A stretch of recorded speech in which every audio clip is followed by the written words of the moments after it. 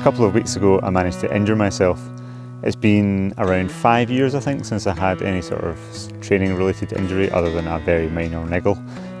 Most of the injuries that I tend to get tend to be traumatic from actually falling off cliffs and hitting the ground from a great height, which I would not recommend.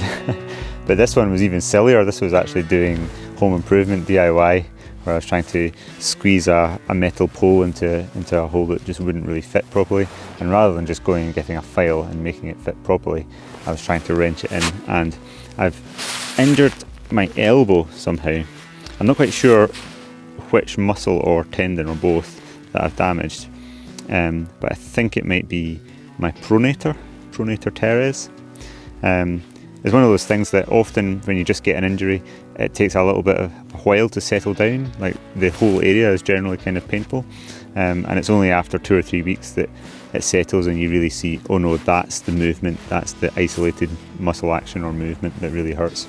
Initially I thought it would be quite trivial and I thought I could go climbing, so I just took several days off to wait for it to settle down before I would actually climb again. But what I found was that after day 3, 4, 5, it didn't settle down, it still felt just as bad, and it was really painful even to brush my teeth. So I rested for a full week, then I went for a day's climbing, and that kind of went better than I thought, but the next day it was still really painful. So I thought, right, I've got a proper injury here. So in this vlog I thought I would just go through the what now once you get an injury. What is the process to start your rehab, and what exercises or activities do I do? Now, the obvious first point is it completely depends on what the injury is. I guess this post is most relevant to the type of injury that I've had, which is really quite minor. I think I've either had a severe muscle strain or a very mild tendon strain or a very mild tear that doesn't seem too bad. So with any type of mild injury that's probably going to take a matter of weeks rather than many months and lots of treatment to recover from, then I have a number of things that I like to try and do that just make intuitive sense really. And the first of those is to get other stuff done.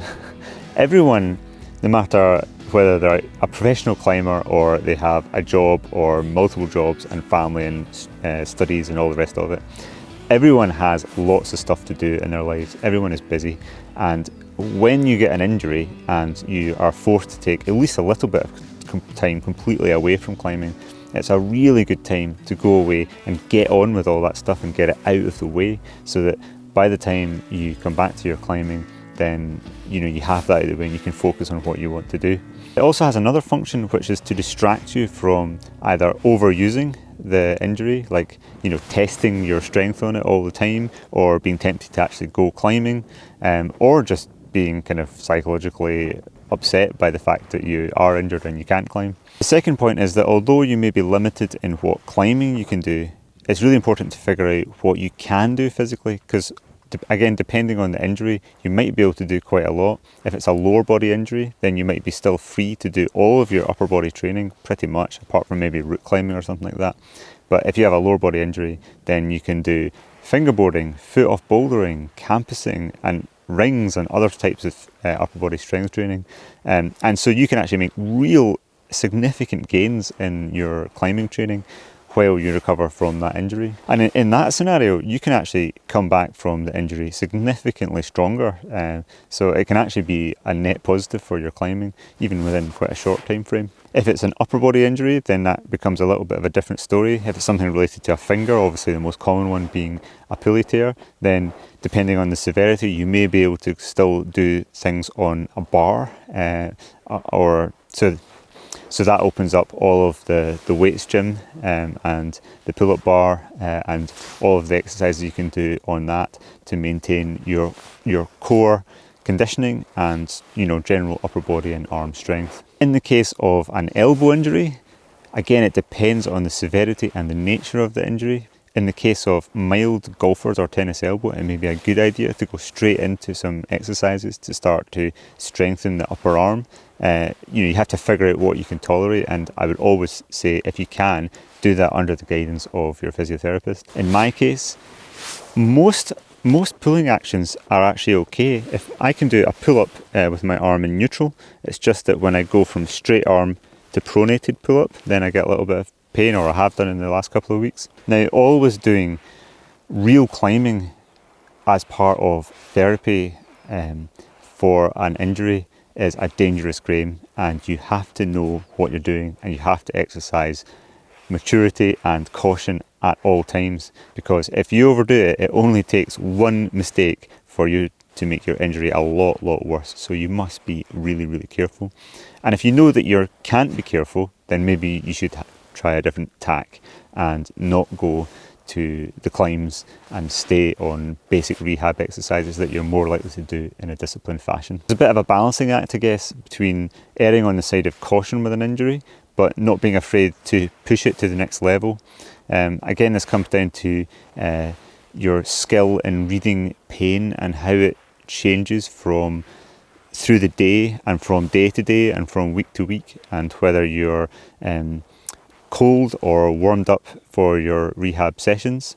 That's something that I have a whole section on in my book, how to read pain and use it as a tool to gauge the recovery state and the capacity of the injury to tolerate rehab exercises. It's been really interesting in the case of this injury because it has felt particularly bad, especially getting up first thing in the morning.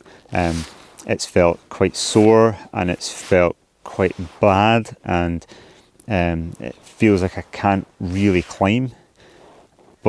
So I've been very cautious to climb. So I had like a week, just over a week off, and then one climbing session, and I felt like maybe it wasn't quite ready for that. So I took almost another week off, and I've actually just come out to climb today with just the aim of maybe cleaning a boulder problem and having a bit of a potter around. But actually, as soon as I started, I realised that even with a little bit of warm-up, it actually loosens up quite a lot and feels a lot better. And so I continued, again with caution, ready to stop at any time. But once I completed my warm-up, it really felt very good. And that's excellent. That's, obviously that's lucky, and I'm really glad that it's worked out that way. If it hadn't done, I would have just stopped and gone home. As it happened, I managed to do a new 7C, which was really good.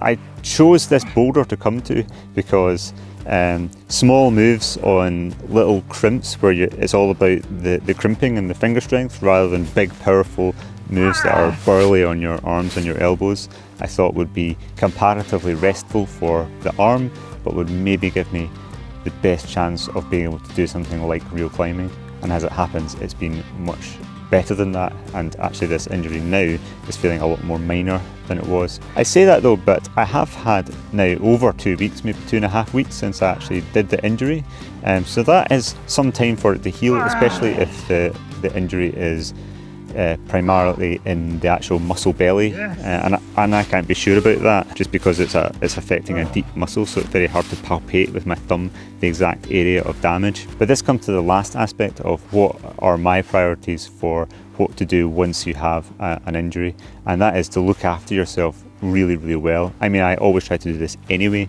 and I think that's got to be a big reason why I've had such few injury problems in the past half decade compared to before that, when my lifestyle was maybe not quite as well optimized as it could have been. So really, with very little exception, I look after my sleep very well, I look after my basic conditioning very well, and maybe especially I look after my nutrition really well. But I try not to have periods in the year where I have too little training or complete gaps from training, so that I really lose form and lose conditioning. I try and keep on top of that in my training plan. I also try to make sure that I get at least 8 hours proper sleep, which means I'm aiming for more like 9 hours in bed. I do not always get that. I'm super busy, and there are periods where it ends up being like 8.5 hours in bed, so maybe like 7.5 hours like high quality sleep.